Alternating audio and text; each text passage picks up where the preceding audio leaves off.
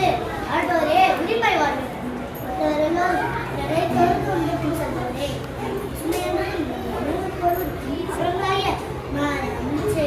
கொடிகள் தான் பாதுகாக்கும் நீரை நம்ம கடமையாகும். இயற்கை இல்லாமல் மனித வாழ்க்கை இல்லை. இயற்கை அழிந்தால் மனித இனமே அழிந்துவிடும். இனத்தை காக்க சுற்றுப்புறத்தை தூய்மையாக வைக்க வேண்டும். உடனே பாதாளத்தில் உள்ள நீண்ட ஆயுளையும் தெரிகிறது. பாரம்பரியம் என்பது முன்னோர்களை கடந்த பண்பாடுகளை கலாச்சாரங்கள் மற்றும் மரபுகளாகும். பாரம்பரியத்தை பறைசாற்றவே இன்றும் பல இடங்களில் தொல்பொருள் ஆய்வுகள் நடத்தப்பட்டு வருகின்றன. கீழடி ஆராய்ச்சிகள், கட்டிட அமைப்பு, பயன்படுத்திய பொருட்கள், வாழ்க்கை முறை போன்றவற்றை எடுத்துக்காட்டுகிறது. தனித்துவத்தை எடுத்துக்காட்டவே இந்த அகராய்வுகள் நடக்கின்றன. பாரம்பரிய உணவுகள், உடைகள், கலைகள் அனைத்தும் நம் அடையாளமாக இருக்கின்றன. சோழர்கள் கால உறவோலை முறை அன்றும் ஜனநாயக முறையாக வளர்ந்துள்ளது.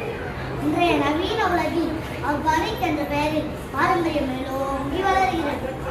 ஆகவே இன்றைய காலகட்டத்தில் நாட்டின் பசுமையையும் பாரம்பரியத்தையும் காத்தால் உலகில் தலை சிறந்த நாடாக இந்நாடு முன்னிற்பது உறுதி என்பதை கூறி உரையை முடிக்கின்றேன். நன்றி, வணக்கம்.